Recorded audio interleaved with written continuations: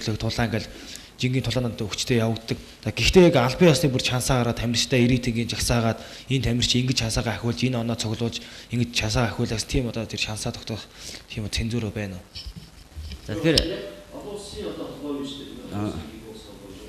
Яг холбоонд очоод Монгол улсын гэж найдвар байна.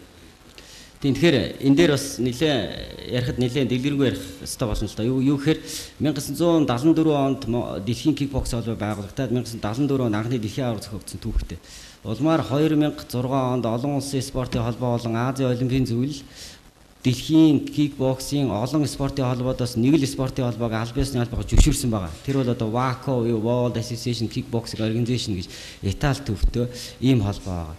Тэгэхээр дэлхийд дээр ч гэсэн улс орнуудын засгийн газрын одоо биеийн тамирыг хариуцдаг газруудаас нэг л одоо зүйлийг олон улсын спортын холбооноос явуулсан. Энэ бол олон улсын спортын холбоо зөвшөөрөгдсөн Азийн олимпийн зөвлөл бүлийн зөвшөөрсөн тэрл кикбоксинг олон улсын спортыг тухайн орон одоо холбогдох газрууд зөвшөөрсөн шүү гэж. Тэгэхээр Монгол улс энэ одоо зааврын дагуу WACO холбоогоо одоо төчиж WACO холбооныхоо дүрмийн дагуу үйл ажиллагаа явуулж байгаа. За WACO холбоо бол дотроо бас их онцлог зүйл. Юу гэхээр спортчдын болон мэрэгжлээс хоёр жигүүрт үйл ажиллагаа явуулж болоод байдаг. Тэгэхээр манай нэг уламжилж ирсэн ойлголт байгаа шүү дээ. Жишээ нь бокс дээр манайхыг сайн мэдэх байх нэг олон жил хөгжсөн болохоор өнөөдөр сонирхчдын бокс тоглож байгаад мэрэгжлийн бокс тоглосон байхад эргээд өрөөс сонирхчдын бокст орох боломжгүй болдог. Кикбокс бол ондоо. Өнөөдөр кикбоксийн вебсайтн дээр ороод үзсэн ч гэсэн дэлхийн холбооны дүрмтэй танилцсан ч гэсэн өнөөдөр дэлхийн мэрэгжлийн одоо рик чансаанд тоглолцоод эргээд сонирхчдын төрөлд орж болох уу гэвэл бүр дүрмийнхэн дагуу боолно гэж заасан. Тэгэхээр ийм онцлогтой учраас манай холбоо ч гэсэн энэ олон улсынхаа холбоог л дагаж явах тийм одоо шаардлагатай болно шүү дээ. Тэгэхээр энэ ташрамд бас www.cig WACO vip.com гэх сайтаар орвол энэ одоо холбооны албан ёсны төлөөлөгч холбоо нь Монголын кикбокс тулаан спортын холбоо гэдэг ингээд вебсайтн дээр байж байгаа. Тэгээд одоо Монголын кикбоксчдын цаашдын ирээдүй эрх ашигыг ботсон ч гэсэн манайх бол нэг л холбооныхоо дагуу үйл ажиллагаа явуулах юм шаардлагатай байгаа. За бусад өөр төрлүүдийн хувьд бол ондоо штэ кикбокс гэж зааж байна. За тэгэхээр өөр бас тулааны маш олон төрлүүд байгаа штэ. Тэр төрлүүдийн хувьд бол энэ юунд бол хамааралгүй болчихж байгаа. Тийм ээ одоо гардан тулаан ч юм уу тийм ээ тэр прайд ч гэдэг юм уу файтинг ч гэдэг юм уу энэ төрөлд бол хамаарагдахгүй. Зөвхөн одоо миний ярьсан саяын юунд бол кикбоксинг төрлийн спортууд нэлээд нарийн хамрагдаж өгч байгаа. За мото спортын хувьд бас тустай байгаа. Тустай холбоотой мотобоксын холбоо.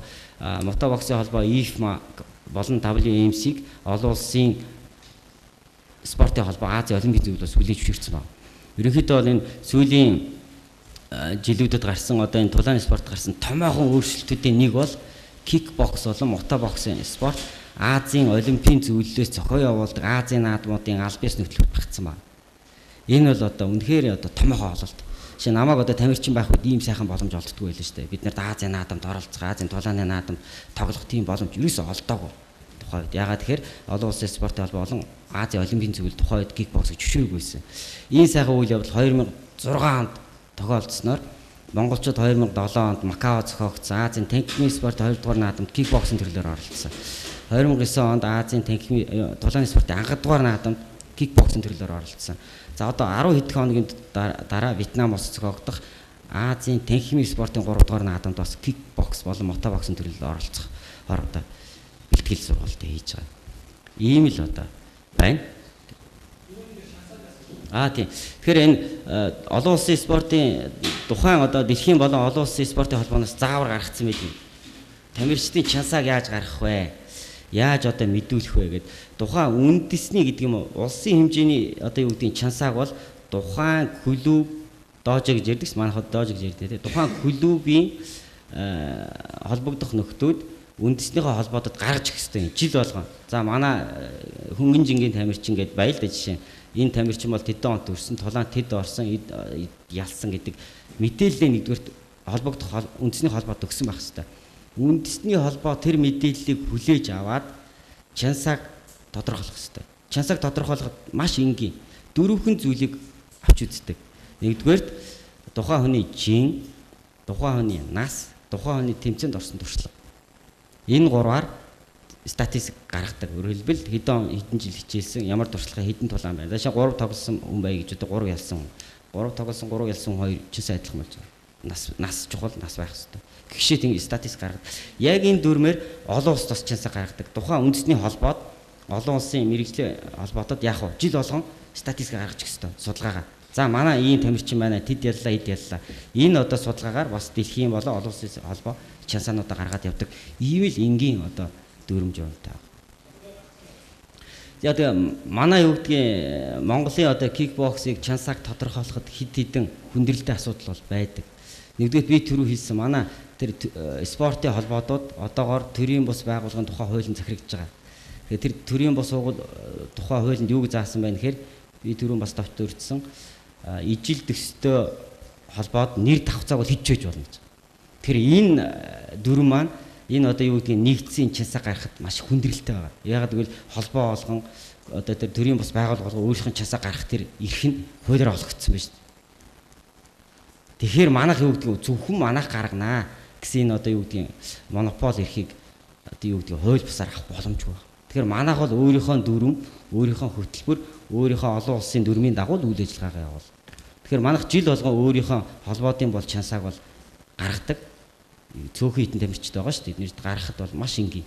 Тоглосон, оролцсон тоог нь гаргаад нас хүүс бүх юм гаргахад гараад ирсэн. Ийм л байна. За өөр асуулт байна уу?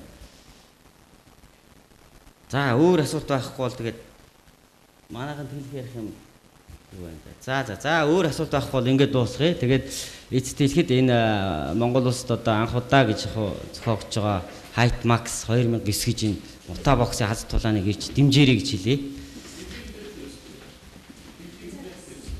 Бас нэг урилга байгаа шүү. Сэтгүүлчид хэвлэлийнхэн өөрсдийнхөө газрын сэтгүүлч гэсэн үнэмлэхтэй чөлөөт орж болно.